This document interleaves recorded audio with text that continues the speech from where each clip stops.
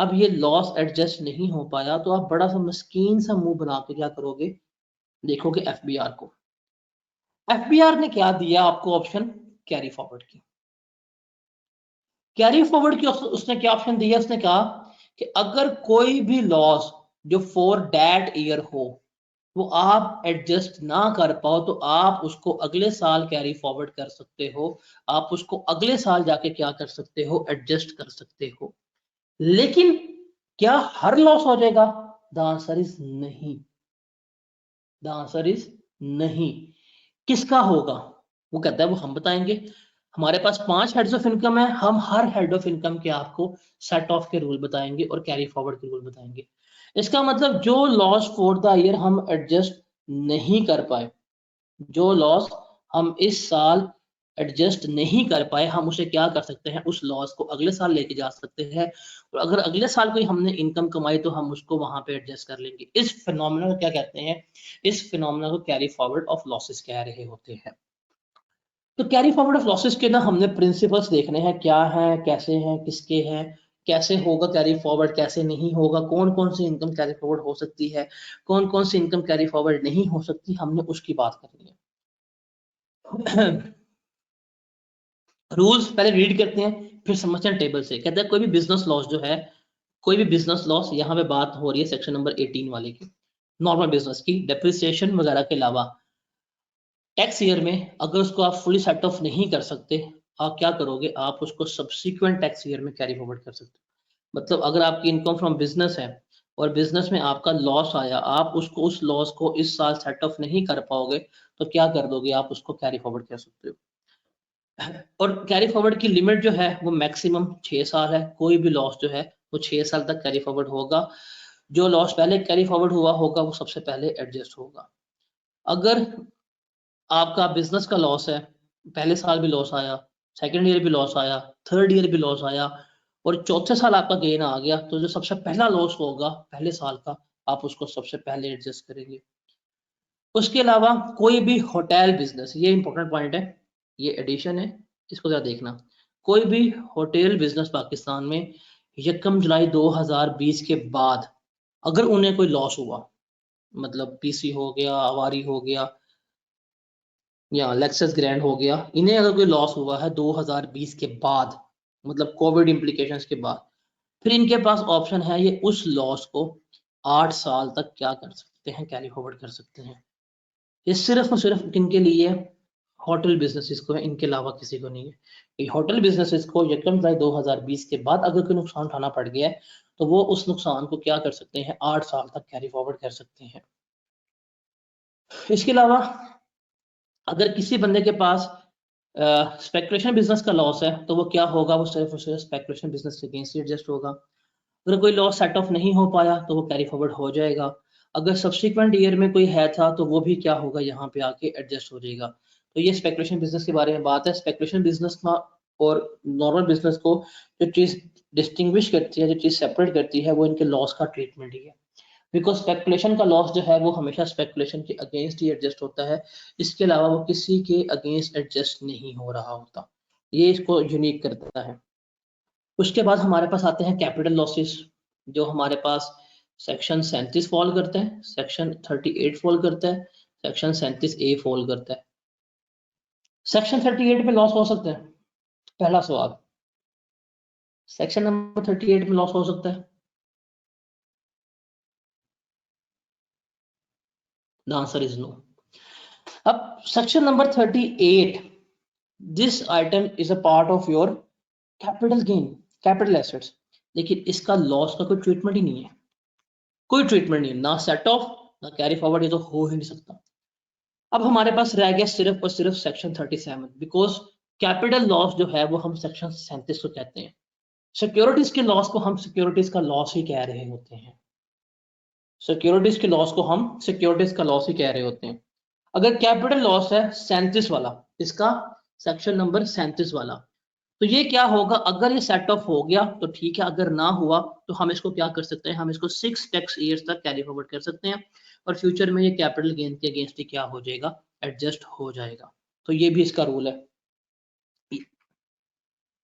उसके अलावा एओपी की अगर बात करें, जो एओपी होती है, एओपी अपने लॉसेस जो है खुद एडजस्ट करती है। एओपी अपना लॉस मेंबर को नहीं दे सकता और मेंबर जो है वो अपना लॉस एओपी को नहीं दे सकता। ये वाइस वर्सा वाला स्टेटमेंट नहीं हो रहा था। तो अगर आपका बिजनेस सक्सीड हो रहा है, सक्सेशन हो रही है, बिजनेस की ट्रांसफर हो रही है, थ्रू इनहेरिटेंस वगैरह हो रही है, तब भी ये नहीं हो सकता कि जो प्रोड्यूसर है वो सक्सेसर के साथ, या सक्सेसर जो है वो प्रोड्यूसर के साथ वो अपने लॉसेस को सेट ऑफ कर सके। तो ये कुछ इंपॉर्टेंट पॉइंट्स जो हैं वो आपने ज़हन में रखने हैं। प्रॉब्लम ये है कि पॉइंट्स याद करने हो अजाब है, मुश्किल है। लॉसेस कैसे याद करें? क्या लॉसेस हमसे थ्योरेटिकल आएगा? The answer is no. Losses आएगा न्यूमेरिकल, और न्यूमेरिकली लॉसेस को याद करना सबसे आसान तरीका ये है। ये चार्ट है, इसको सिर्फ आप 3 से 4 दफा रीड कर लो ना, आपको समझ आ जाएगा क्या है और क्या नहीं है। ठीक है, पहली बात देखो, रंग चेंज कर लें। ये है आपकी head of income, salary, property, business, speculative income, ये सेक्शन 18, ये section number 19, her head of income लिख दिया है। कैपिटल गेन में 37, 38, 37 से अदर सोर्स, ये है, इसके अलावा और कुछ भी नहीं। ये चार्ट समझ लो ना, आपकी पूरे किताब के लॉसेस जो हैं वो सामने हैं आपके, जो हर चैप्टर में लॉसेस दिए हुए हैं वो सामने लिखे हुए हैं। देखो, पहले आपने देखना है किस किस इनकम में लॉस हो सकता है, नहीं हो सकता। पहली बात करो सैलरी की, तो भाई सैलरी में तो लॉस ही नहीं हो सकता, तो सैलरी में लॉस ही नहीं हो सकता। सिमिलरली 38 में भी लॉस नहीं हो सकता। तो इसका मतलब गेम शुरू होने से पहले ही लॉसेस की। कौन कौन गेम से बाहर हो गए हैं?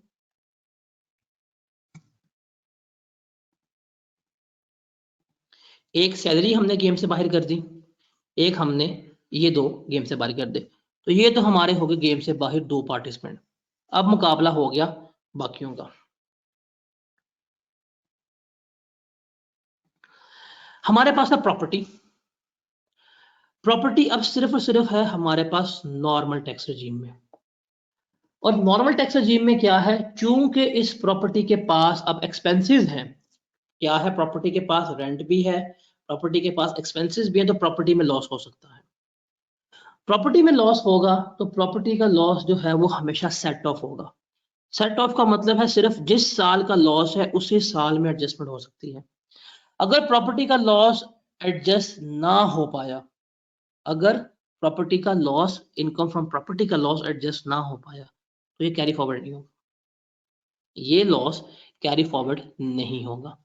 ये जो रूल्स है ना, ये सेट ऑफ के लिखे हुए हैं कि ये लॉस, प्रॉपर्टी का लॉस, ये टेबल समझ लो पहले, ये लॉस इनके साथ सेट ऑफ हो सकता है, मतलब इनमें लॉस होगा, इनमें गेन होगा, तो इनका लॉस इनके घर जा सकता है, इनकी बॉल इनके घर जा सकती है।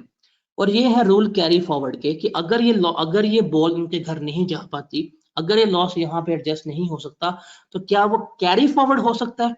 Answer is no. तो देखो, ना ये कैरी फॉरवर्ड होगा, ना ये कैरी फॉरवर्ड होगा, ना ये कैरी फॉरवर्ड होगा, ना ये कैरी फॉरवर्ड होगा।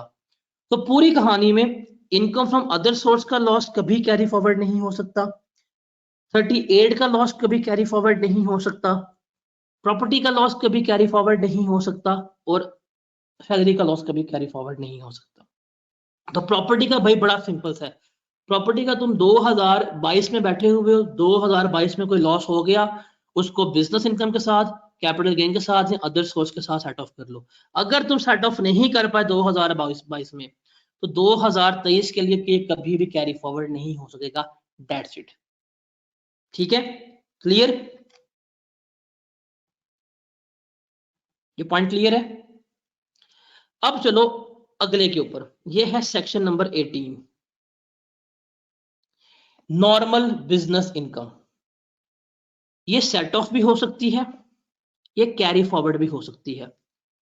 सेट ऑफ अगर करना हो तो सेट ऑफ मतलब इसका लॉस, इसकी बॉल यहां पे चली जा सकती है।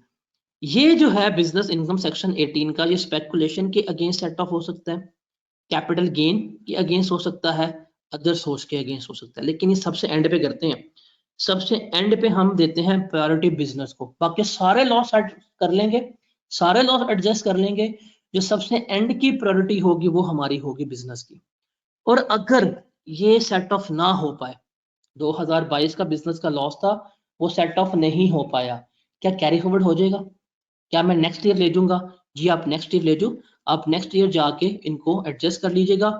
कितने साल तक? 6 ईयर्स तक। आप 6 ईयर्स तक क्या कर सकते हैं? बिजनेस का लॉस कैरी फॉरवर्ड कर सकते हैं। Is that clear?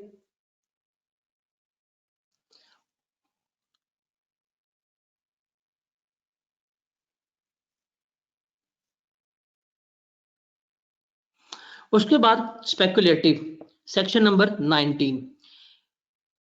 अगर इसका लॉस सेट ऑफ ना हो पाए, क्योंकि इसका जो लॉस है वो स्पेकुलेटिव के अगेंस्ट ही हो सकता है, 19 का लॉस 19 के साथ ही होगा। अगर नहीं हो सका तो ये क्या होगा? कैरी फॉरवर्ड होगा। और ये जब कैरी फॉरवर्ड होगा तो सिर्फ और सिर्फ क्या होगा? ये उसके साथ ही एडजस्ट हो रहा होगा, उसके साथ ही एडजस्ट हो रहा होगा। तो ये भी हो गया। तो 19 भी आसान है, 19 का लॉस 19 के साथ ही सेट ऑफ हो सकता है। अगर नहीं है तो कैरी फॉरवर्ड कर लो अगले साल के लिए, अगले साल भी इसको 19 के साथ एडजस्ट कर लेना। टाइम पीरियड क्या है? 6 साल, 6 साल तक आप कैरी फॉरवर्ड कर सकते हैं। अब हम बात करते हैं कैपिटल गेन की। कैपिटल गेन में एक चीज तो बड़ी श्योर और बड़ी आसान है, that is section 38। Section number 38 में लॉस नहीं हो सकता, ऐसा ही है। Income from disposal of immovable property है, उसके ऊपर भी अगर लॉस हो जाए तो उसकी एडजस्टमेंट, उसका ट्रीटमेंट नहीं हो सकता, ऐसे ही है। अब बचा हमारे पास 37, सेक्शन नंबर 37 और सेक्शन नंबर 37A। एक को हम कहते हैं कैपिटल लॉस और दूसरे को हम कह रहे होंगे कि ये आपका सिक्योरिटीज है। इसको हम सिक्योरिटीज कहेंगे, इसको हम कैपिटल लॉस कहेंगे। अगर 37 में लॉस हुआ है, 37 में वो कौन सा होता है लॉस? प्राइवेट कंपनी के शेयर, एओपी के शेयर्स, ये इसमें आ रहे होते हैं, इसकी बात हो रही है। मेंबरशिप राइट्स, एओपी के share, pining rights, private company के शेयर, अगर ये हैं, ये बेचे हैं, इन पे लॉस हुआ है, अगर सेट ऑफ नहीं हो सकता कैरी फॉरवर्ड होगा। और कैरी फॉरवर्ड होगा अगले साल, सिर्फ और सिर्फ 37 के साथ ही एडजस्ट होगा। और ये 6 साल तक क्या होगा? कैरी फॉरवर्ड हो रहा होगा। 38 में तो होगा नहीं। 37 एक है, 37 एक का सेट ऑफ भी हो सकता है और कैरी फॉरवर्ड भी हो सकता है। 37 एक का लॉस जो होगा वो 37 एक के साथ ही सेट ऑफ होगा और कैरी फॉरवर्ड होके भी जाके 37 एक के साथ एडजस्ट हो रहा होगा। अदर सोर्स का लॉस जो है वो सेट ऑफ हो जाएगा कैपिटल गेन के अगेंस्ट और इनकम फ्रॉम बिजनेस के अगेंस्ट। लेकिन अगर कोई अदर सोर्स का लॉस है, अगर आप वो इस साल सेट ऑफ ना कर पाए, आप उसे कभी भी कैरी फॉरवर्ड नहीं कर सकते। तो ये है लॉसेस का टेबल, ये है लॉसेस का टेबल। आपने पहला कॉलम देखना है, ये वाला, ये कॉलम आपको एक्सप्लेन कर रहा है सेट ऑफ के रूल्स। सेट ऑफ का मतलब है कि जिस साल का लॉस है उसी साल की एडजस्टमेंट कर लो। ये टेबल कर रहा है कैरी फॉरवर्ड के।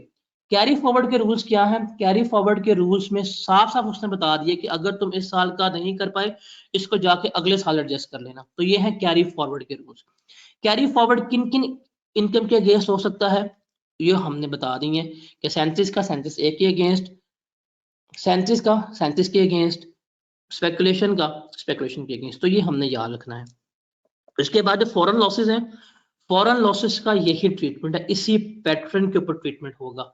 जिस तरह लोकल लॉसेस हैं, जिस तरह इनका सेट ऑफ हो रहा है, जिनका इनका कैरी फॉरवर्ड हो रहा है, इसी प्रिंसिपल पे क्या होता है, फॉरेन लॉसेस हमारे एडजस्ट हो सकते हैं। लेकिन अगर पाकिस्तानी इनकम में लॉस हो, पाकिस्तानी इनकम में लॉस हो और फॉरेन इनकम में गेन हो, क्या ये एडजस्ट हो सकते हैं? The answer is no. इसको याद रख लेना, इसको, इस प्रिंसिपल को याद रखने के लिए, जो गोरा है, जो फॉरेनर है, क्या वो पाकिस्तान काम करने आता है?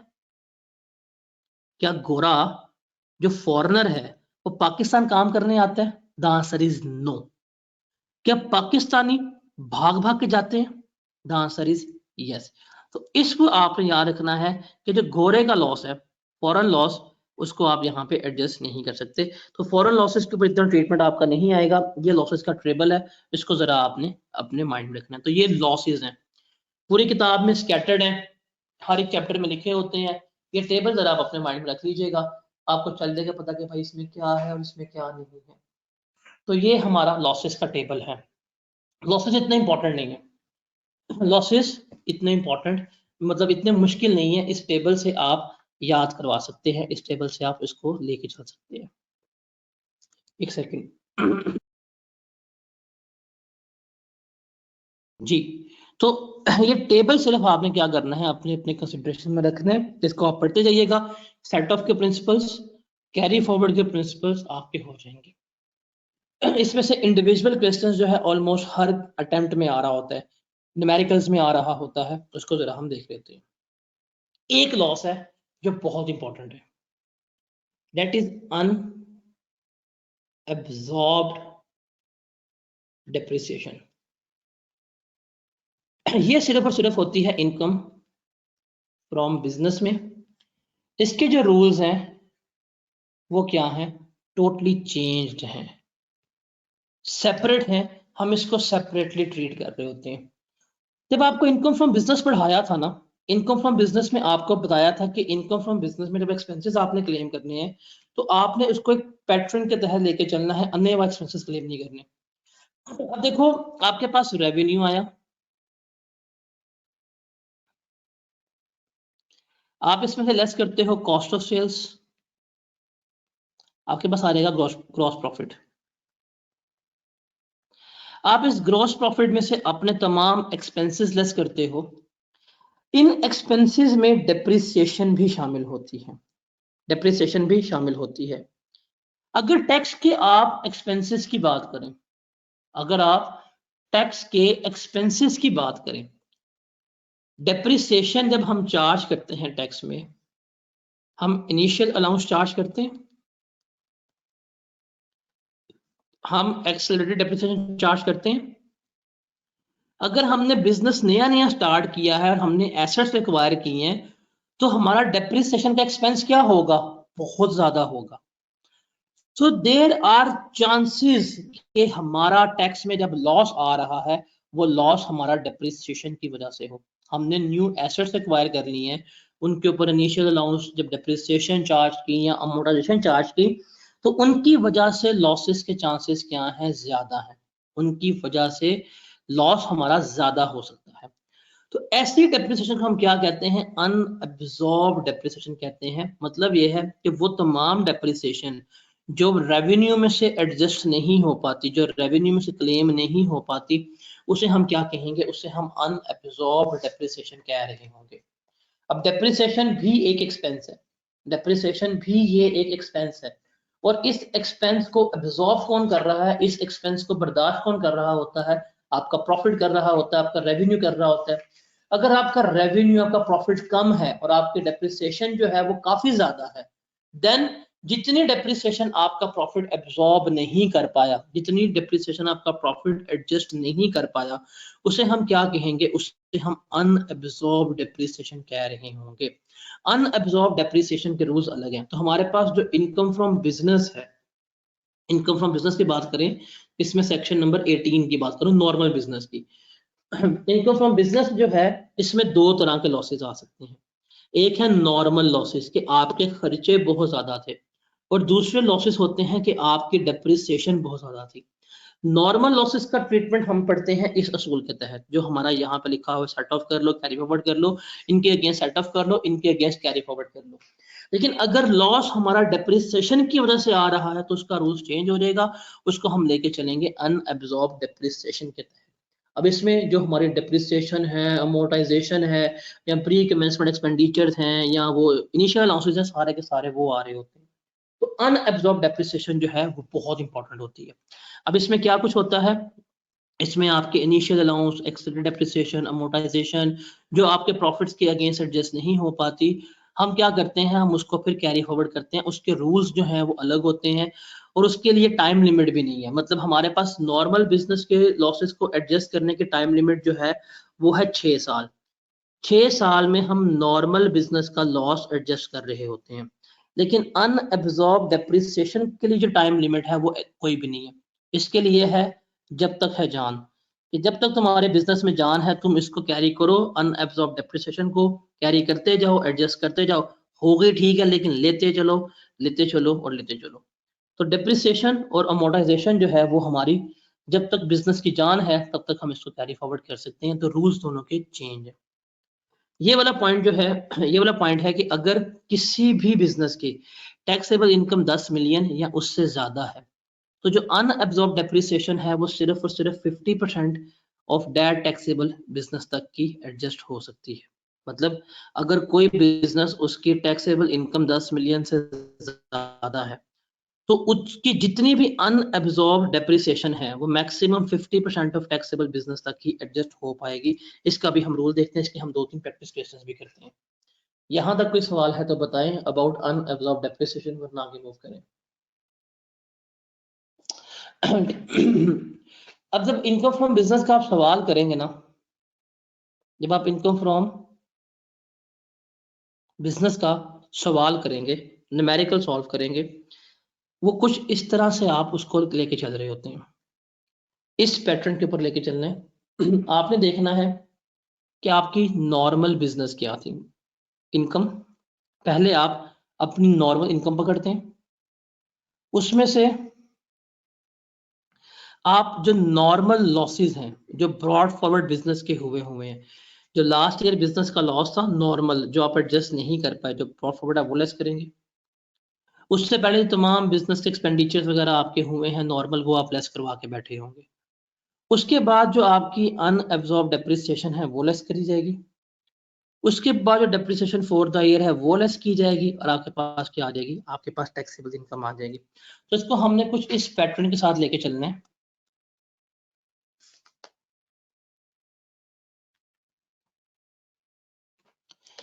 कि हम, आपको पता है जब हम इनकम फ्रॉम बिजनेस कैलकुलेट कर रहे होते हैं, तो उस इनकम फ्रॉम बिजनेस की कैलकुलेशन के लिए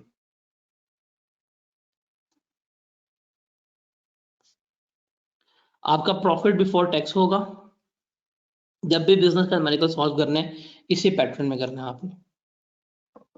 प्रॉफिट बिफोर टैक्स, इसमें से जो नॉर्मल बिजनेस एक्सपेंसेस हैं, जो नॉर्मल हैं, मतलब सैलरीज हैं, रेंट है, वो सारे आपने एडजस्ट करने हैं, जो एडजस्टमेंट होने वाली है। एडजस्टमेंट होके आपके पास आ जाएगी इनकम। इसमें से आपने normal business loss, normal business loss जो होगा, जो ब्रॉड फॉरवर्ड है, जो लास्ट ईयर आप क्लेम नहीं कर पाए, आपने वो एडजस्ट करना है। वो एडजस्ट करने के बाद जो आपकी अगर कोई इनकम बची, अगर लॉस एडजस्ट करने के बाद कोई इनकम बची, तो जो आपकी अनएब्जॉर्ब डेप्रिसिएशन होगी वो आपने यहाँ पे एडजस्ट करनी है। अगर वो एडजस्ट करने के बाद कोई इनकम बची, तो जो depreciation and initial allowance and amortisation for that year, उस साल की होगी, वो आप लेस करेंगे। और अगर ये लेस ना हो पाई तो ये क्या हो जाएगी, कैरी फॉरवर्ड हो जाएगी। तो आपका पेपर में जो पैटर्न, जो अप्रोच होनी चाहिए वो क्या होनी पेपर में, कि आपने हमेशा डेप्रिसिएशन, इसको लिख लो। पेपर में ना आप लोग बहुत तेज बने होते हो कि डेप्रिसिएशन आसान होती है, लेस पहले कर लो। जो फॉर द ईयर डेप्रिसिएशन होगी वो आपने हमेशा लास्ट में एडजस्ट करनी है, हमेशा आपने वो लास्ट में एडजस्ट करनी है। इनकम फ्रॉम बिजनेस का न्यूमेरिकल करोगे, सबसे पहले नंबर 1 पे आपने पूरा सवाल पढ़ना है। पूरे सवाल में आपने अनएब्जॉर्ब्ड डेप्रिसिएशन का वर्ड तलाश करना है। पहला काम तो आपका ये होना है, अगर आपका अनएब्जॉर्ब डेप्रिसिएशन का वर्ड तलाश हो गया, ठीक है, तलाश कर लिया, हाईलाइट कर लो। सेकंड काम करना है कि आपने इन रूल्स के तहत पहले तमाम बिजनेस के एक्सपेंस क्लेम करने हैं। पहले क्या करोगे, आप बिजनेस के एक्सपेंडिचर्स जो हैं वो क्लेम करोगे। दूसरे पे जो नॉर्मल लॉस होगा बिजनेस का वो क्लेम करोगे। तीसरे पे फिर जो अनएब्जॉर्ब डेप्रिसिएशन होगी ब्रॉड फॉरवर्ड, वो आप लेस करोगे। और चौथे पे एंड पे जो डेप्रिसिएशन फॉर दैट ईयर होगी वो लेस करनी है। तो इस अप्रोच के साथ क्या करना है, आपने लेके चलना है अपना बिजनेस में न्यूमेरिकल। इसके एग्जांपल्स करते हैं थोड़ी सी, इसको समझने की कोशिश करते हैं। अनएब्जॉर्ब डेप्रिसिएशन कैसे क्लेम होती है और कैसे क्लेम नहीं होती। कहता जी ए लिमिटेड है, उसका बिजनेस का लॉस था दैट वाज 20 मिलियन। उसका बिजनेस का लॉस था 20 मिलियन, जिसमें अनएब्जॉर्ब डेप्रिसिएशन जो है थी वो शामिल थी 12 मिलियन की। कंपनी की टैक्सेबल इनकम जो है वो ईयर 2 से पहले थी 28 लाख, जिसमें से अदर सोर्स उसका 15 लाख था। तो टैक्स डेप्रिसिएशन जो है वो उसकी कितनी है, वो उसकी 8.2 मिलियन है। आपने क्या करनी है, आपने इसकी इनकम कैलकुलेट करनी है, क्या बनती है क्या नहीं बनती उसको आपने देखना है।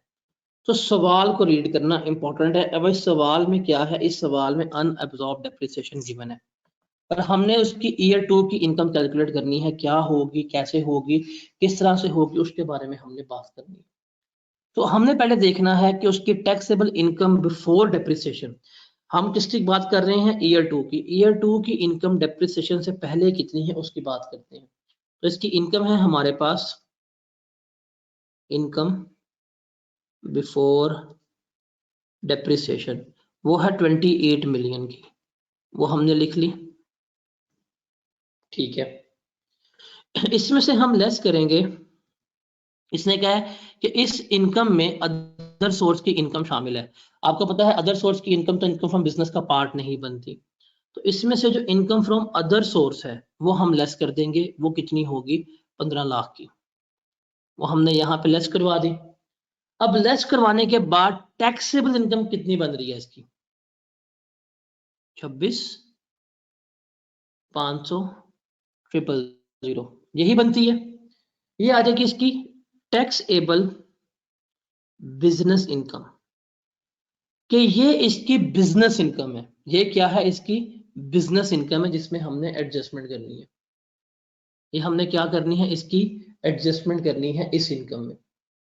अब इसमें सबसे पहले हम क्या करेंगे, इसमें हम सबसे पहले लेस करेंगे जो हमारे नॉर्मल बिजनेस लॉसेस होंगे, नॉर्मल लॉसेस। उसने क्या किया जी, ए लिमिटेड का ईयर 1 का जो बिजनेस लॉस था वो कितना था, 20 मिलियन। उस 20 मिलियन में डेप्रिसिएशन शामिल थी 12 मिलियन की। तो 20 में से अगर 12 लेस करो तो नॉर्मल बिजनेस लॉस 8 मिलियन बनता है। नॉर्मल बिजनेस लॉस 8 मिलियन बनता है ना। तो यहाँ पे इसका नॉर्मल बिजनेस लॉस है 8 मिलियन। सबसे पहले तो हम वो लेस करवाएंगे। तो 26,500 में से अगर 8 मिलियन लेस करवाया जाए तो अनएब्जॉर्ब डेप्रिसिएशन क्या आती है,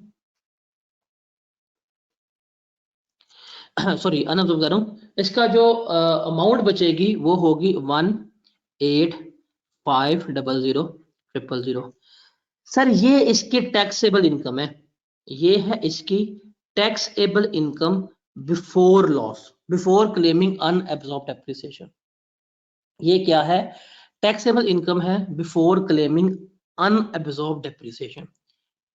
अब ईयर 1 की अनएब्जॉर्ब डेप्रिसिएशन कितनी है, 20 में से 12 निकाले, कितनी थी, 12 मिलियन, सॉरी गिवन है हमें कितनी, 12 मिलियन। 12 मिलियन हमारी अनएब्जॉर्ब डेप्रिसिएशन है किसकी, ईयर 1 की, ठीक है। अब रूल पे चलते हैं वापस। रूल कहता है कि अगर किसी भी बिजनेस की टैक्सेबल इनकम 10 मिलियन या उससे ज्यादा हो तो जो अनएब्जॉर्ब डेप्रिसिएशन है वो सिर्फ और सिर्फ 50% ऑफ दैट इनकम से हो सकती है।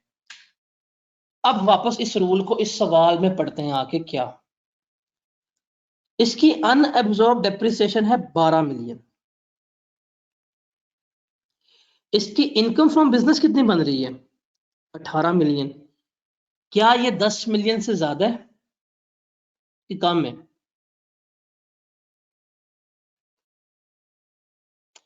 इसका मतलब ये 10 मिलियन से ज्यादा है। अगर मैं यहां पे अनएब्जॉर्ब्ड डेप्रिसिएशन लेस करूं, अनअब्जॉर्ब डेप्रिसिएशन लेस करूं, जो मेरे पास 12 मिलियन थी, अगर मैं ये लेस करना चाहूं तो मेरा जवाब गलत हो जाएगा। ये मेरा जवाब क्या हो जाएगा, गलत हो जाएगा। क्यों, बिकॉज असूल क्या कहता है, असूल कहता है कि आप जब अपनी अनएब्जॉर्ब डेप्रिसिएशन लेस करने जा रहे हैं, अगर ये इनकम आपकी 10 मिलियन से ज्यादा है तो आप इस इनकम का मैक्सिमम 50% तक क्या करोगे, अनएब्जॉर्ब डेप्रिसिएशन के तक क्लेम कर सकते हो। तो 18,500 का अगर 50% लें क्या आता है, 9250,000, तो 9250,000 ये हम क्या करेंगे, डेप्रिसिएशन लेस करेंगे। अब मेरी कितनी है डेप्रिसिएशन, 12 मिलियन, लेकिन मुझे 12 मिलियन क्लेम नहीं करनी दी गई, मुझे सिर्फ कितनी क्लेम करनी दी गई, 50% of my taxable income, because my taxable income was more than 10 million, that's why. तो 18,500 में से 9250 निकाले, मेरे पास जवाब कितना आ गया, मेरे पास 9250,000 आ गया, ये मेरे पास क्या आ गया, जवाब आ गया। अब ये इनकम है 9250,000, इसमें से इस साल की डेप्रिसिएशन लेस होगी ईयर 2 की। ईयर 2 की डेप्रिसिएशन कितनी है, 8.2 मिलियन है, तो इसमें से हम लेस कर देंगे 8.2 मिलियन। वो लेस करने के बाद जो हमारे पास इनकम आएगी वो कितनी बचेगी, 9250, ये बनेगी 1050। तो 1050,000 ये क्या है, इसकी इनकम फ्रॉम बिजनेस है फॉर दैट ईयर, ये है इसकी क्या, इनकम फ्रॉम बिजनेस है। अब बताओ, इसकी इनकम थी, इसकी डेप्रिसिएशन थी 12 मिलियन, इसकी कितनी सी डेप्रिसिएशन, 12 मिलियन, इसने कितना क्लेम किया, 9250,000, कितना क्लेम नहीं कर पाया ये,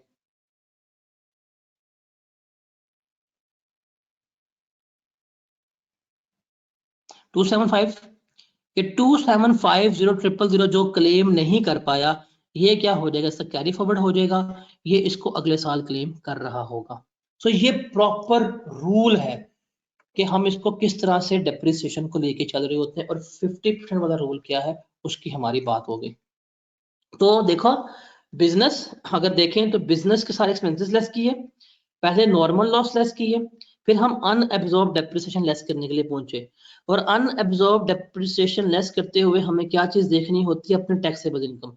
अगर टैक्सेबल इनकम 10 मिलियन से ज्यादा है तो उसका 50% हम अनएब्जॉर्ब डेप्रिसिएशन क्लेम करेंगे। वो क्लेम करने के बाद जो डेप्रिसिएशन फॉर द ईयर है वो लेस की, और हमारे पास आ गया, और जितनी अनएब्जॉर्ब डेप्रिसिएशन हम क्लेम नहीं कर पाए वो हमारी क्या हो जाएगी, कैरी फॉरवर्ड हो जाएगी।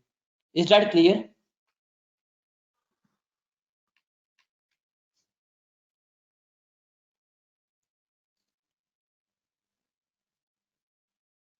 भाई सवाल पढ़ा करें, सवाल में लिखा हुआ है 20 मिलियन का लॉस है, उसमें से 12 मिलियन की अनएब्जॉर्ब डेप्रिसिएशन है, तो नॉर्मल लॉस जो है वो 8 मिलियन का, सवाल की पहली लाइन लिखी हुई है, सवाल गौर से पढ़ा करें।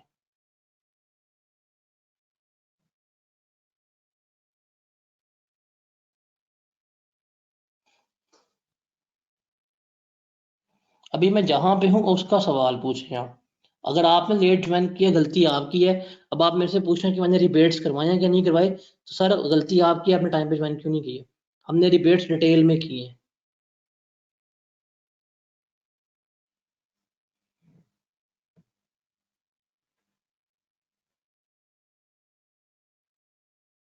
अगर अगर आपकी टैक्सेबल इनकम 10 मिलियन से कम हो तो जितनी अनएब्जॉर्ब डेप्रिसिएशन है वो सारी की सारी लेस करवा देनी है आपने। आपने ये जो अमाउंट क्लेम नहीं कर पाए 27,500 की, इसको आपने कैरी फॉरवर्ड किया। आपके पास टोटल डेप्रिसिएशन थी 12 मिलियन की, आपने कितनी क्लेम की है, आपने 9250,000 क्लेम की है। आप कितनी क्लेम नहीं कर पाए, 275,000 क्लेम नहीं कर पाए डेप्रिसिएशन की, वो कैरी फॉरवर्ड की है। ईयर 2 की डेप्रिसिएशन भाई लेस हो रही है 8.2 मिलियन की, 50% वाली अमाउंट ज्यादा आती नहीं है।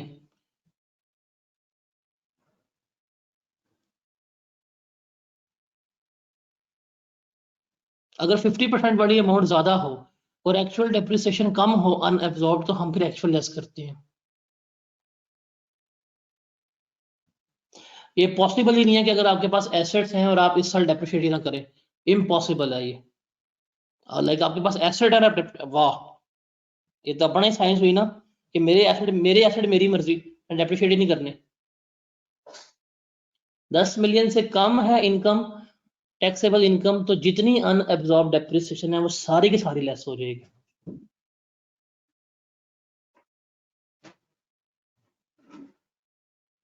जब हम ईयर 3 में जाएंगे, ईयर 3 की कैलकुलेशन में, तो कैरी फॉरवर्ड जो हुई है 2750000 वो लेस करवा रहे होंगे। आगे चलें।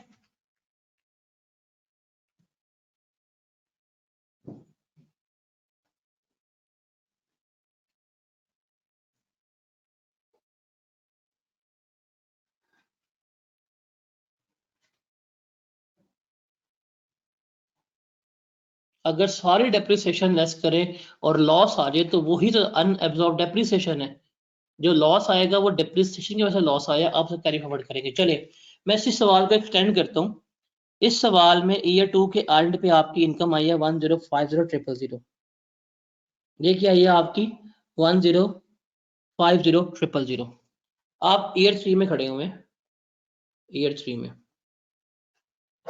3 में आपकी लेट्स सपोज टैक्सेबल इनकम है अगले साल की, हम चले गए हैं, वो आई है 9 मिलियन 19 मिलियन, चले जी 19 मिलियन आई है आपकी ईयर 3 की टैक्सेबल इनकम। आपके नहीं, इसको ऐसे नहीं करते क्योंकि हमारे पास प्रॉफिट और लॉस नहीं है, सॉरी। आप ईयर 3 में गए, ईयर 3 में आपकी टैक्सेबल इनकम आई 9 मिलियन कि 9 मिलियन आपकी टैक्सेबल इनकम है। आपने तमाम एक्सपेंसेस लेस कर दिए। अब आप यहां पे लेस करेंगे सबसे पहले ब्रॉड फॉरवर्ड अनअब्जॉर्ब्ड डेप्रिसिएशन। अब वो कौन सी है? वो है ये वाली कि 27,500 आप लास्ट टाइम एडजस्ट नहीं कर पाए थे डेप्रिसिएशन का, तो वो आप सबसे पहले यहां पे लेस करेंगे 2750000। अब सवाल ये है कि मैंने लास्ट ईयर तो 50% का रूल लगाया था ये वाला, अब मैंने ये रूल क्यों नहीं लगाया? अब मैंने ये रूल इसलिए नहीं लगाया बिकॉज मेरी इनकम जो है वो 10 मिलियन से कम है। मेरी इनकम क्या है? 10 मिलियन से कम है। अगर ये इनकम मेरी 10 मिलियन से ज्यादा होती तो इस साल भी मैंने क्या करना था? 50% का रूल लगाना था। अब चूंकि मेरी इनकम 10 मिलियन से कम है तो अब 50% वाला रूल फॉर अनएब्जॉर्ब डेप्रिसिएशन नहीं लगेगा। Got it? अब अनएब्जॉर्ब डेप्रिसिएशन लेस करने के बाद मेरे पास जो अवेलेबल इनकम है वो है 6250000। वो मेरे पास क्या बन रही है? वो मेरे पास 6250000 बन रही है। मैंने कहा ठीक है। अब ईयर 3 में लेट्स सपोज मैंने कोई एसेट्स परचेज कर लिए, न्यू एसेट्स ले लिए, बिल्डिंग बना ली, फर्नीचर ले फर्नीचर कह रहा हूँ, फर्नीचर ले लिया, प्लांट ले लिया। मेरी इस साल की ईयर 3 की depreciation, initial allowance, amortisation, pre commencement, ये सारे कुछ डाल के ये बन गया 9 मिलियन। ये कितना बन गया? 9 मिलियन। 9.8 मिलियन बन गया, 9.8 मिलियन। अब ये है मेरी ईयर 3 की डेप्रिसिएशन। हो सकता है, पॉसिबल है, क्यों? मैंने ईयर 3 में कैपिटल इन्वेस्टमेंट कर ली थी, मैंने ईयर 3 में नए एसेट्स ले लिए, मैंने ईयर 3 में क्या कर लिया? कोई प्लांट ले लिया, कोई इनिशियल अलाउंस क्लेम कर लिया, तो वो हमने यहाँ पे देख लिया। अब ईयर 3 की कितनी डेप्रिसिएशन वो हमने लेस करनी है। अब यहाँ पे लेस होगी डेप्रिसिएशन और ईयर 3, इस साल की डेप्रिसिएशन वो है 9.8 मिलियन। अब 9.8 मिलियन लेस की, लॉस आ गया। लॉस आ गया ना? अब ये लॉस कितना आया है? अब ये लॉस आया है आपका 3,550,000 का। ये लॉस क्यों आया है?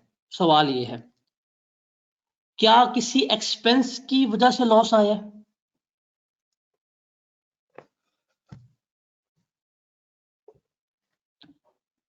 सॉरी, क्या ये किसी एक्सपेंस की वजह से लॉस आया? ये 30 लाख का लॉस एक्सपेंस की वजह से आया? द आंसर इज नो, ये आया है डेप्रिसिएशन की वजह से। तो ये होगी अब इसकी अनएब्जॉर्ब्ड डेप्रिसिएशन, कि ये डेप्रिसिएशन वो इस साल एब्जॉर्ब नहीं कर पाया। मतलब इसका प्रॉफिट था 62 लाख का, डेप्रिसिएशन थी 98 लाख की, तो 62 लाख का प्रॉफिट 30 लाख की डेप्रिसिएशन एब्जॉर्ब नहीं कर पाया। तो ये है इसकी अनएब्जॉर्ब डेप्रिसिएशन। अब ये हो रही कैरी फॉरवर्ड। अब ईयर 4 में जाएगा, इसकी एडजस्टमेंट्स एज सच करता रहेगा जो होती है उसके मुताबिक। इस तरह से हम क्या कर रहे होते हैं, अनएब्जॉर्ब डेप्रिसिएशन को लेकर चल रहे होते हैं। तो 50% वाला रूल कब लगेगा, जब आपकी टैक्सेबल इनकम वो 10 मिलियन से ज्यादा है, और अगर इनकम 10 मिलियन से कम है तो एक्चुअल अनएब्जॉर्ब डेप्रिसिएशन जो होगी वही आपने लेस करनी है। Got it now? I think मैंने अनएब्जॉर्ब डेप्रिसिएशन की पहली लाइन ये बोली थी कि इसमें जब तक है जान आप कैरी फॉरवर्ड करेंगे, इस पे कोई डेज का कोई ईयर्स का रूल नहीं है। 10 मिलियन का रूल किसने क्या लॉवर ऑफ है भाई, क्यों नहीं सुनते प्रॉपरली आप? कहाँ बोला है रूल? 6 साल की लिमिट नॉर्मल लॉसेस के ऊपर है, अनएब्जॉर्ब डेप्रिसिएशन पे नहीं है। कितनी बारी बताऊं, आप एक्टिव लिसनर क्यों नहीं बनते? होटल वाले का 8 साल लॉस है, वो होटल की है, तो क्या हमारे पास हर बिजनेस होटल का होता है? अगर करंट बिजनेस में ऑलरेडी लॉस है तो ठीक है, वो भी लॉस कैरी फॉरवर्ड, डिप्रिसिएशन भी कैरी फॉरवर्ड। ये आता ही इनकम फ्रॉम बिजनेस के साथ मिक्स होके। चले अब ये कैरी फॉरवर्ड है ना, इसके बारे में भी हम एक सवाल करते हैं। एक सवाल है, हमारे पास टैक्स ईयर 2006 है, हमारे पास टैक्स ईयर 2007 है, और हमारे पास जो टैक्स ईयर है वो 2008 है। हमारे पास टैक्स ईयर 2006 का प्रॉफिट बिफोर टैक्स डेप्रिसिएशन 30,000 है, 2006 की डेप्रिसिएशन 10,000 है, 2007 का प्रॉफिट बिफोर डेप्रिसिएशन 10,000 है, और टैक्स डेप्रिसिएशन 30,000 है, और 2008 का जो प्रॉफिट है वो 220 है, और डेप्रिसिएशन जो है वो 20,000 है। तो ये प्रॉफिट फॉर दीज ईयर और डेप्रिसिएशन फॉर दीज ईयर है, ये समझ आता है? अब उसने हमें प्रीवियस डाटा दी है 2001, 2, 3, 4 और 5 का। 2001 का लॉस था 2 लाख रुपया, उसमें अनएब्जॉर्ब डेप्रिसिएशन शामिल थी 5,000 रुपया। 2002 का लॉस था 30,000 रुपया, उसमें डेप्रिसिएशन शामिल थी 5,000 रुपया। 2003 का लॉस था 20,000 रुपया और डेप्रिसिएशन थी 10,000 रुपया। 2004 का लॉस था 10,000 रुपया, डेप्रिसिएशन थी 5,000 रुपया। 2005 का लॉस था 10,000 रुपया, उसमें डेप्रिसिएशन शामिल थी 5,000 रुपया। इसका मतलब इसका नॉर्मल लॉस जो था वो यहाँ 195 था, यहाँ पे इसका नॉर्मल लॉस 25 था, यहाँ पे इसका नॉर्मल लॉस 10 है, यहाँ पे नॉर्मल लॉस 5 है, और यहाँ पे भी क्या है, नॉर्मल लॉस 5 है। तो ये नॉर्मल लॉस है और ये डेप्रिसिएशन की वजह से आ रहा है। हमने 2008 की एडजस्टमेंट करनी है कि बताएं 2008 में भाई साहब कौन कौन सा कितना कितना एडजस्ट होगा, इसको जरा हमने देखना है क्या है और कैसे है। तो पंगा 2008 का है, देखते हैं कैसे लेना है और कैसे नहीं लेना। पहले हम इसको स्टार्ट करेंगे 2006 से। अब 2006 से क्यों कर रहा हूं, बिकॉज 2006 में ये चीज डिटर्मिन करनी है कि 2006 का ब्रॉड फॉरवर्ड लॉस कौन सा है। अब देखो 2006 का प्रॉफिट कितना है, 30,000। 2006 का प्रॉफिट कितना है, 30,000। इसमें सबसे पहले लेस होगा बिजनेस लॉस। 2001 का लॉस था, 2002, 2003, 2004, 2005 और 2006, पांचवें साल जाके ये एडजस्ट हो रहा है। 2001 का लॉस पांचवें साल जाके एडजस्ट होगा 195 का। तो हम यहां पे लेंगे brought forward normal loss for 20x1, वो कितना हुआ, 195 का लॉस था। वो हमने यहां पे एडजस्ट किया, इनकम 0 बन गई, हमें लग गया पता। अब इस साल की डेप्रिसिएशन कितनी है, 10,000। क्या ये एडजस्ट हो पाई है? The answer is no. इस साल की डेप्रिसिएशन एडजस्ट नहीं हो पाई, तो 2006 की डेप्रिसिएशन जो 10,000 थी वो हमारे पास क्या हो गई, कैरी फॉरवर्ड हो गई। अब हम चलते हैं 2007 के ऊपर।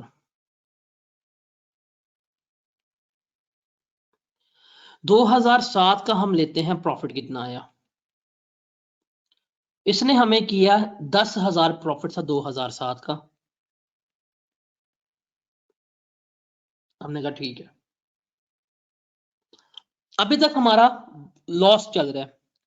देखो 2001 का लॉस था, 1 2 3 4 5 साल एडजस्ट नहीं हो पाया, 5 साल एडजस्ट नहीं हो पाया।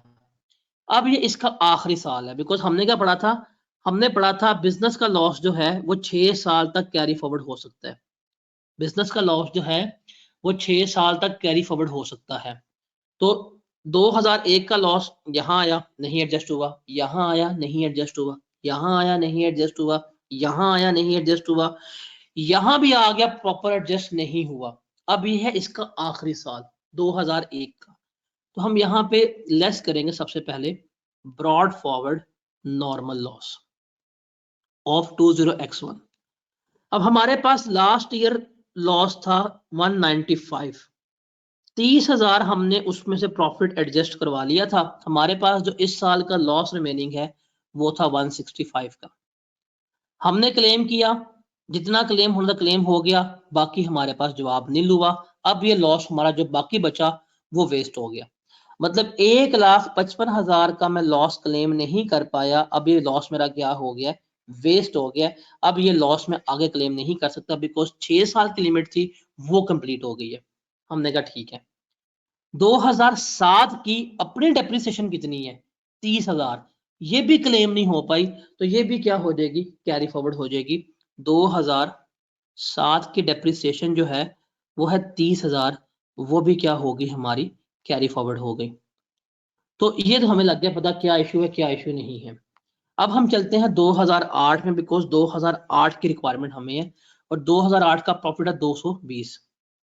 तो हम यहाँ पे देखते हैं प्रॉफिट 2008 का, ये है 220,000। सबसे पहले हम लेस करेंगे ब्रॉड फॉरवर्ड बिजनेस लॉसेस। हमारे बिजनेस के लॉसेस कितने हैं वो हमने सबसे पहले लेस करने हैं।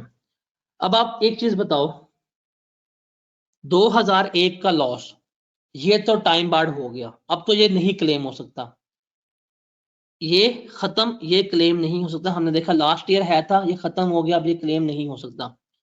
हमारे पास है 2002 का लॉस, कैसे 6 साल पूरे हो गए, द आंसर इज नो। 1 2 3 4 5 छठे साल में है, आखिरी साल है, इसको हम क्लेम करना चाहें कर सकते हैं। वो कितना लॉस है नॉर्मल, 25, तो हम वहां पर लिख लेंगे 25। 2002 का लॉस हमारा आ रहा है 25,000, इनकम हमारी 220 है, लॉस हमारा 25,000 है। 3 का लॉस भी क्लेम हो जाएगा, टाइम बार नहीं हुआ, 4 का भी नहीं और 5 का भी नहीं। तो 4 का 3 का लॉस है 10, 4 का लॉस है 5 और 5 का लॉस है 5। तो हम लिख लेते हैं 3 का लॉस ये बन गया हमारे पास 10, 4 का लॉस हमारे पास बन गया 5 और 5 का लॉस हमारे पास बन गया 5। हमारे नॉर्मल बिजनेस लॉसेस कितने बन गए, 25 35 35 और 5 40 और 5 45। 45,000 के हमारे के सारे नॉर्मल बिजनेस लॉसेस एडजस्ट हो गए। ये लेस करने के बाद हमारे पास कितनी इनकम बच रही है, 220 में से 45 निकालो, 175। अभी तक मेरे पास क्या है, 175 की इनकम मौजूद है। नॉर्मल बिजनेस लॉस लेस करने के बाद हमने क्या लेस करनी है, अनएब्जॉर्ब्ड डेप्रिसिएशन लेस करनी है। और आपको पता है अनएब्जॉर्ब डेप्रिसिएशन जो है उसके लिए टाइम लिमिट है ही नहीं।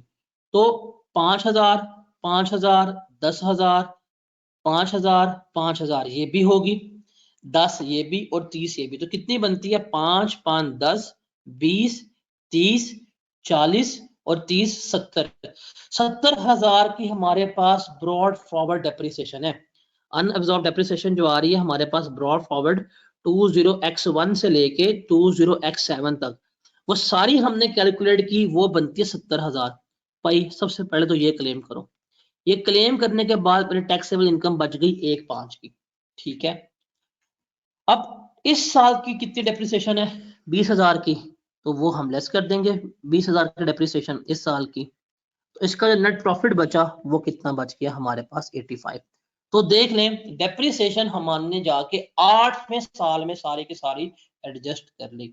तो डेप्रिसिएशन के ऊपर हमारे रूल्स जो हैं वो टाइम के लिए नहीं है, जब चाहे जितना मर्जी चाहो डेप्रिसिएशन को कैरी फॉरवर्ड कर लो, कोई मसला नहीं है। लेकिन बिजनेस के लिए लिमिट है 6 साल। 6 साल तक जो लॉस एडजस्ट हो गया सो हो गया, जो लॉस एडजस्ट ना हो पाया वो हमारा क्या हो जाएगा, टाइम बार्ड हो जाएगा। तो इट मीन्स कि हमारा 20x1 का लॉस था 1,55,000 का, जो हम 2007 तक एडजस्ट नहीं कर पाए। क्योंकि हम उसको 2007 तक एडजस्ट नहीं कर पाए तो 1,55 का हमारा नॉर्मल बिजनेस लॉस क्या हो गया, वेस्ट हो गया। लेकिन 2008 में हमने अपनी सारी की सारी अनएब्जॉर्ब डेप्रिसिएशन क्या थी, एडजस्ट कर ली। हमने फॉर द ईयर भी डेप्रिसिएशन क्या कर ली थी, एडजस्ट कर ली थी। तो ये प्रॉपर एक इससे डिटेल क्वेश्चन कैरी फॉरवर्ड वगैरह को लेके नहीं हो सकता। हाईली डिटेल क्वेश्चन जो है वो कैरी फॉरवर्ड से रिलेटेड यही है। तो 2006 और 7 का डेप्रिसिएशन लिखी तो 70,000 आया ना।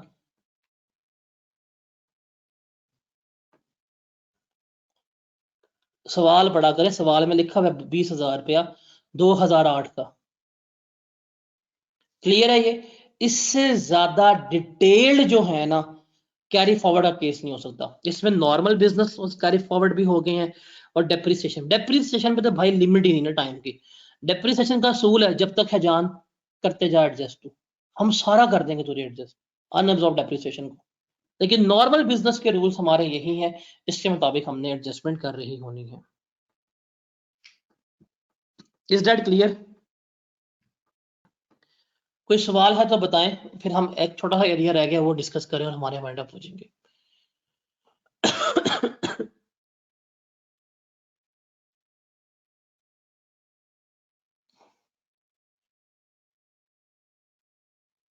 हमने अनएब्जॉर्ब को 6 साल किया ही नहीं है, किसने कहा? हम 2001 की डेप्रिसिएशन 2008 में क्लेम कर रहे हैं 7 सालों बाद। किसने कहा 6 साल हमने किया उसको? अगर 2008 भी एडजस्ट ना होता तो 2008 की डेप्रिसिएशन भी कैरी फॉरवर्ड हो जानी थी। हाँ, फिर 2009 में 2002 का लॉस एडजस्ट ना हो रहा होता, बिकॉज 2002 का लॉस जो है था वो टाइम बार्ड हो गया था। नॉर्मल लॉस 6 साल तक क्लेम करना है, 6 साल के बाद कोई लॉस क्लेम नहीं हो सकता। डेप्रिसिएशन जब तक ले जाओ आप, वो आपकी मर्जी है। हाँ जी, बिजनेस में कैरी फॉरवर्ड की लिमिट है, नॉर्मल लॉसेस की अनअब्जॉर्ब्ड कोई लिमिट नहीं है। तो अनअब्जॉर्ब डेप्रिसिएशन सिंपल क्या है? वो डेप्रिसिएशन जो आप फॉर द ईयर एडजस्ट नहीं कर पाते वो आपकी क्या होती है, अनअब्जॉर्ब डेप्रिसिएशन होती है। ये सिंपल आपने याद रखना है। और इनकम फ्रॉम बिजनेस के न्यूमेरिकल आपने इस असूल के तहत करने हैं जो यहाँ पे आपको असूल बता दिए।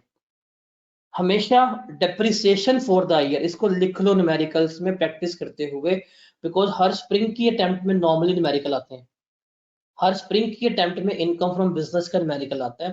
तो इनकम फ्रॉम बिजनेस की न्यूमेरिकल में एडजस्टमेंट करते हुए जो डेप्रिसिएशन फॉर द ईयर होगी ना, वो आप लोगों ने सबसे एंड पे एडजस्ट करनी है, सबसे एंड पे।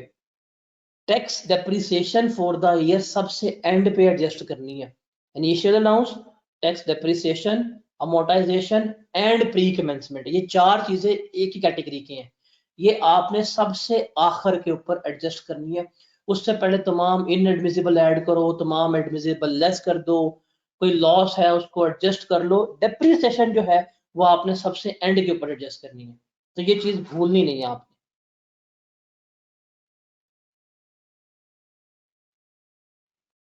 2002 का लॉस 2008 में क्लेम कैसे किया, टाइम काउंट करे क्या बनता है। 2002 का लॉस था 3, 4, 5, 6, 7, 8, 8वां साल उसका आखिरी साल है, तो उसमें क्लेम करना और कब करना है।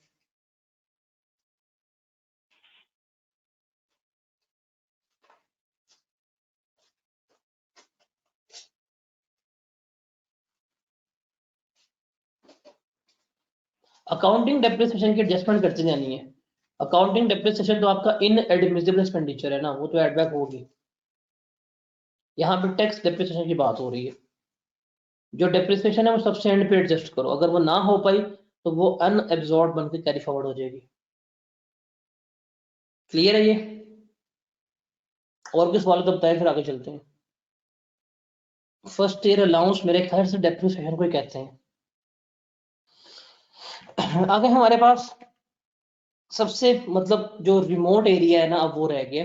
ये वो दो रिबेट्स हैं जो सिर्फ और सिर्फ अगर आए, मगर आने के इनके चांसेस नहीं है, बिकॉज इनकी जो एप्लीकेबिलिटी बनती है वो कंपनीज की बनती है, और कंपनीज की टैक्सेशन जो है वो हमारे सिलेबस का पार्ट नहीं है। तो थ्योरेटिकली शायद कभी भी ना पूछे, न्यूमेरिकल तो ये कभी पूछेगा नहीं, न्यूमेरिकली तो ये आ ही नहीं सकते। ये दो रिबेट्स हैं, सर्टेन पर्संस के लिए है और एक इंडस्ट्रियल अंडरटेकिंग के लिए है। इनको सिर्फ रीड आउट कर दो, बाकी आपको पेपर में अगर आता है मेरे ख्याल से कभी भी नहीं आ सकता। इसको देख लेते हैं क्या है और क्या नहीं है। इन रिबेट्स की सिर्फ और सिर्फ आपको एक दफा रीड करना है, ये आपके रीड ओनली है, इनकी कैलकुलेशन वगैरह याद करने की जरूरत नहीं है। बता देता हूँ क्या है। कहता है जी, income of the following taxpayer shall be allowed a tax credit equal to 100% of tax payable including minimum tax and final taxes upon fulfilment of certain condition and limitation. कि ये कुछ कंडीशंस हैं और ये कुछ limitations हैं, अगर आप ये कुछ मखसूस लोग जो है वो इनको फुलफिल करते हैं तो जो उनका 100% टैक्स पेएबल होगा, 100% टैक्स पेएबल, उसके बराबर क्या मिल जाएगा, उनको टैक्स क्रेडिट मिल जाएगा, उन्हें कोई भी अमाउंट गवर्नमेंट को पे करने की जरूरत नहीं है। अब वो पर्सन कौन से हैं उसने बता दिए कि कोई भी पर्सन जो कोल माइनिंग प्रोजेक्ट सिंध में है उसमें काम कर रहे हैं वो, या कोई भी स्टार्टअप जो टैक्स ईयर में स्टार्ट हुआ है और which is satisfied by Pakistan sports board, और जो अगले 2 साल भी क्या करेगा वो स्टार्टअप के लिए उसको सर्टिफाई किया गया है, वो इसमें आ सकता है।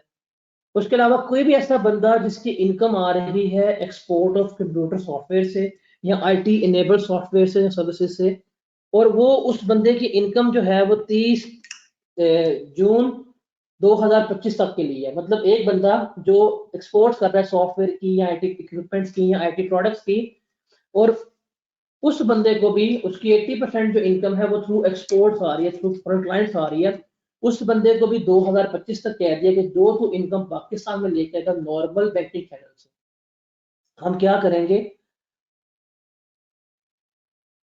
हम उसको यहाँ पे आपको भी 100% टैक्स क्रेडिट मिल जाएगा। तो ये 3 लोग हैं जिनको 100% क्या मिल रहा होगा, टैक्स क्रेडिट मिल रहा होगा।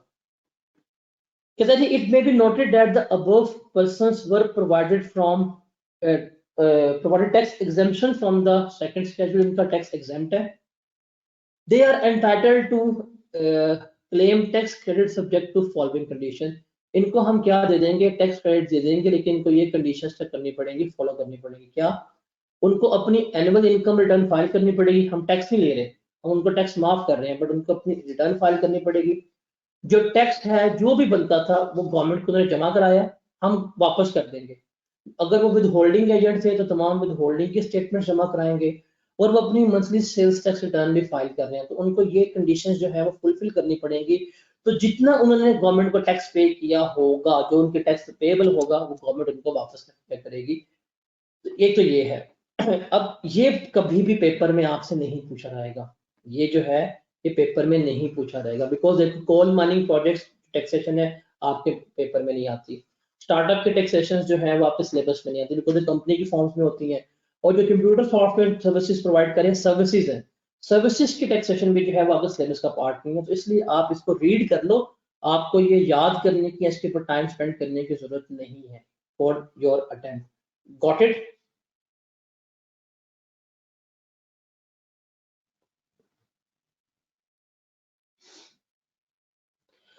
उसके बाद ये जो है ना, अब ये भी कंपनीज के लिए, मैन्युफैक्चरर्स खासतौर पर जो है ऑटोमोबाइल सेक्टर, उनके लिए है। अब ये भी आपको सिर्फ पता होना चाहिए, एक दफा रीड कर लेना, इसके ऊपर भी आपको मगजमारी करने की जरूरत नहीं है, आप इसके ऊपर रिस्क ले सकते हैं। क्या जी, कहते हैं सेक्शन 65D ने बताया है कि 25% हम आपको टैक्स क्रेडिट देंगे एलिजिबल इन्वेस्टमेंट का। इसका जी, एलिजिबल इन्वेस्टमेंट का, जो एलिजिबल पर्सन कर रहा है। और ये जो टैक्स क्रेडिट होगा ये किसको मिलेगा, ये आपको नॉर्मल इनकम के तहत मिल रहा होगा। और अगर आप कोई टैक्स क्रेडिट क्लेम ना कर पाए तो आप उसको सब्सिक्वेंट टू टैक्स ईयर में क्या कर सकते हैं, आप उसको लेकर जा सकते हैं। अब यहाँ पे एलिजिबल इन्वेस्टमेंट से क्या मुराद है, कि ऐसी इन्वेस्टमेंट जो आपने purchase and installation of new machinery में, बिल्डिंग्स में, इक्विपमेंट्स में, हार्डवेयर में, सॉफ्टवेयर में की है, वो आपकी न्यू इन्वेस्टमेंट कहलाती है। एक्सेप्ट सेल्फ क्रिएटेड सॉफ्टवेयर जो खुद बनाए सॉफ्टवेयर वो इसमें नहीं आते, और यूज्ड एसेट्स जो है वो नहीं आते। मतलब नया मशीन, नई प्लांट, नई बिल्डिंग, नया इक्विपमेंट, नया हार्डवेयर, नया सॉफ्टवेयर परचेज कर रहे हो, उसके ऊपर क्या मिलेगा आपने, जो इन्वेस्टमेंट की होगी उसका 25% क्या मिलेगा आपको, टैक्स क्रेडिट मिल रहा होगा। अब ये किसे मिलेगा, इंडस्ट्रियल अंडरटेकिंग्स को। और एलिजिबल पर्सन कौन है वो भी इसने बता दिया, ये है एलिजिबल पर्सन। इसमें दो है, इसमें ग्रीन फील्ड स्टेटस वाले आ रहे होंगे और इसमें ब्राउन फील्ड स्टेटस वाले आ रहे होते हैं। अब कौन कौन से हैं कि ग्रीन फील्ड इंडस्ट्रियल अंडरटेकिंग वालों को मिलेगा, वो कौन है कि वो इंडस्ट्रियल अंडरटेकिंग मेनली कंपनीज होती हैं जो प्रोडक्शन कर रही हैं, जिनका प्लांट यहाँ पे लगा है, जिनके हेड ऑफिस यहाँ पे हैं, उन्हें हम इंडस्ट्रियल अंडरटेकिंग कह रहे होते हैं। वो कंपनीज जो मैन्युफैक्चरिंग ऑफ गुड्स कर रही हैं या मटेरियल कर रही हैं, और द सब्जेक्शन ऑफ गुड्स और material to any process which substantially changes their original condition. कोई ऐसे प्रोसेस में इन्वॉल्व है जो उनकी ओरिजिनल कंडीशंस चेंज कर देता है, like car manufacturing, bike manufacturing, laptop manufacturing, ये इसमें आ रही होती हैं। या शिप बिल्डिंग में, तो इन्हें हम कहते हैं ग्रीन फील्ड इंडस्ट्रीज। इन्होंने ग्रीन फील्ड स्टेटस गवर्नमेंट से लिया हुआ है। और शर्त क्या है कि ये ग्रीन फील्ड इंडस्ट्री हो, और ये जो इंडस्ट्रियल अंडरटेकिंग है ये 30 जून 2023 तक बनी हो। मतलब आगे नहीं, जो रीसेंट इन्वेस्टमेंट हो रही है ये इनको दिया जा रहा है ताकि इन्वेस्टर्स आए, प्लांट लगाएं, हम इनको दें। और मैन्युफैक्चरिंग कर रही हो प्लांट की, मशीनरी की, इक्विपमेंट की या आइटम की जिसका कोई पाकिस्तान में यूज नहीं है, ये और जो रीन्यूएबल एनर्जी है उसकी मेकिंग के लिए इस्तेमाल हो रही है, लाइक सोलर के लिए, विंड के लिए, तो इनको भी क्या मिलेगा, 5 साल के लिए ये हम टैक्स क्रेडिट दे रहे होंगे। अब ये इतना मुश्किल पेपर में तो कभी भी नहीं पूछेगा, बिकॉज सिलेबस के स्कोप से बाहर जा रही चीज है। तो इसलिए सिर्फ और सिर्फ आपने इसको रीड करना है। पेपर में एलिजिबल पर्सन फॉर 65G नहीं आएगा, 65F भी नहीं पेपर में आएगा आपको। अच्छा, अगर किसी इंडस्ट्रियल अंडरटेकिंग को ग्रीन फील्ड स्टेटस मिल जाए तो उसे क्या मिलेगा, टैक्स क्रेडिट मिलेगा।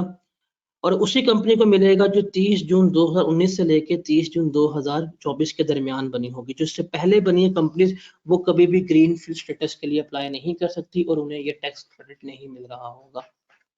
क्लियर है ये?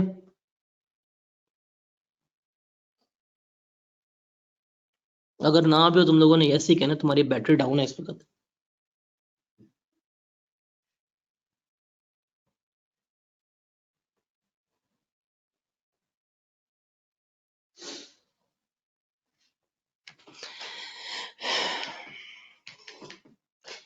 उसके बाद ग्रीन फील्ड इंडस्ट्रियल अंडरटेकिंग होती क्या है। ग्रीन फील्ड इंडस्ट्रियल अंडरटेकिंग का मतलब है कि भी न्यू इंडस्ट्रियल अंडरटेकिंग जो which is set up on land which has not previously been utilized for any commercial, industrial or manufacturing activity and is free from constraint imposed by any prior work। मतलब कोई एकदम fresh जमीन के ऊपर आपने industrial बनाई है, fresh जमीन के ऊपर जो इंडस्ट्री बनाई है वो, आपने कोई इंडस्ट्री, कोई फैक्ट्री बिल्ड की है without demolishing, revamping, renovating, upgrading, remodelling और modifying any existing structure, facility और प्लांट। किसी ऑलरेडी रनिंग फैक्ट्री को आपने मॉडिफाई नहीं किया, नहीं बिल्कुल बनाई है। Is not form by splitting up of reconstitution of an already existing undertaking, कि पहले से मौजूद कोई अंडरटेकिंग की आपने रिकंस्टिट्यूशन नहीं की। और ये जो इंडस्ट्री है, it is using any process और technology that has not earlier been used in Pakistan and is so approved by engineering development board and approved by commissioner. ऐसी अंडरटेकिंग के, ऐसे बिजनेस को हम क्या कहते हैं, ग्रीन फील्ड इंडस्ट्रियल अंडरटेकिंग कहते हैं। अब पेपर में याद करनी है? नो। क्या करना है, एक दफा रीड करना और बाद में इसको आगे मूव कर देना, पेपर में नहीं आएंगी। आखिरी है जी, ये जो इंडस्ट्रियल अंडरटेकिंग होगी in the manufacturing of plant, machinery and equipment and items with dedicated use for generation of renewable energy from sources like solar and wind, they are required to be set up by 30 जून 2023 के जो हमारे renewable energy sources हैं, like solar plant बना रही है या wind mills बना रही है, इनके लिए लाजमी है कि ये 30 जून तक अपना काम शुरू कर दें। It is interesting to note that the scheme of tax under this section provide a period of maximum 3 tax year during which the tax credit would be available for adjustment, कि 3 साल का टाइम देंगे, 3 साल तक आप 25% अपना tax credit claim कर सकते हैं। However, in respect of above industrial undertaking, मतलब इनके लिए जो इंडस्ट्री ये जो रीन्यूएबल एनर्जी में इन्वेस्टमेंट कर रहे हैं, इनके लिए हम 5 साल दे देंगे जब ये इंडस्ट्रियल अंडरटेकिंग लगेगी कि 5 सालों में अपना ये क्लेम कर सकते हैं। तो ये दो रिबेट्स हैं।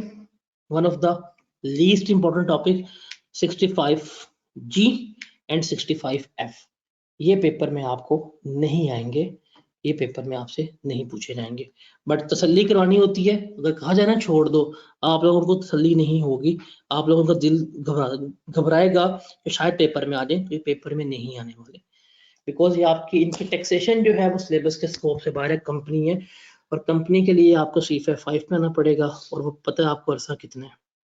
तो यहाँ पे हमारे लॉसेस खत्म हो गए, हमने रिबेट सारे कर लिए।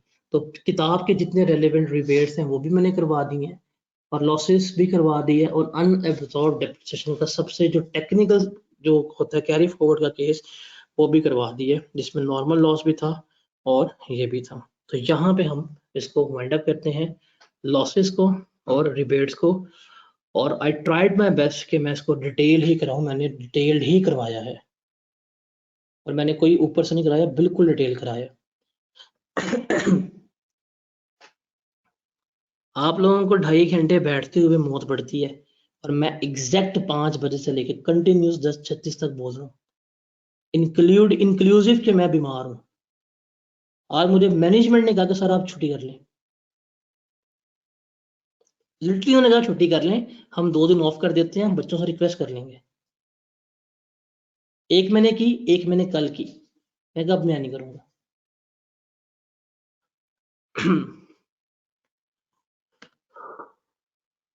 अब आपके सवाल जवाब हैं पूछे, जिसने लीव करना है वो लीव कर दे। टैक्स में सॉफ्टवेयर डेप्रिशिएट नहीं होता यार, कौन लोग हो तुसी यार, कौन लोग हो तुसी? कल असेसमेंट अपील ही करना है भाई, ये वो टॉपिक जो आपने छोड़ना है हमेशा वही करने। सर क्या खाते हैं आप? हलाल।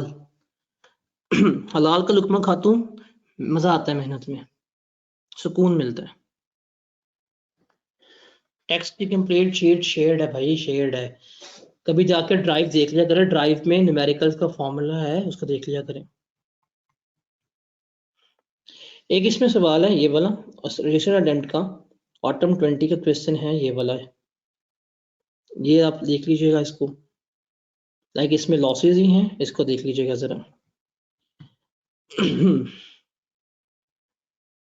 एक सवाल है आपका, चलो ये सवाल जो है वो मैं अपलोड कर दूंगा, सवाल मिस हो रहा है मेरे से, रिसेंट अटेम्प्ट का सवाल मिल नहीं रहा मुझे। ये 2 सवाल जो है ना रिसेंट अटेम्प्ट के, ये मैं पोर्टल पे अपलोड कर दूंगा, आप देख लीजिएगा। पता नहीं कोई सवाल है तो बताया, अदरवाइज कल पे मूव करते हैं, मैं वाइंड अप करूँ। ठीक है, कोई सवाल नहीं है।